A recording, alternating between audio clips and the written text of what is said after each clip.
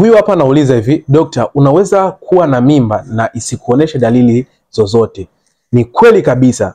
Sasa kama hujanifollow hakikisha unanifollow ili uweze kujifunza somo hili. Sasa hii kitaalamu tunaita cryptic pregnancy. Maana yake ni mimba ambayo inakuja bila dalili yoyote. Unaweza ukawa na mimba lakini isikuoneshi dalili yoyote.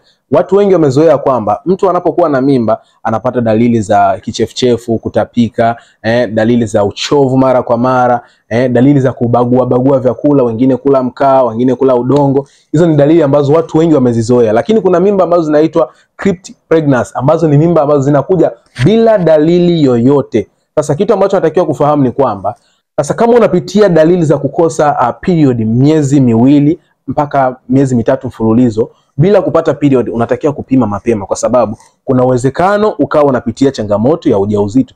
Kuna uwezekano ukawa unapitia ujauzito bila wewe kufahamu. Na watu wengi sasa unakuta mtu tayari kashajua kwamba ana miezi mitatu miwili haingii period, anaenda kutumia dawa.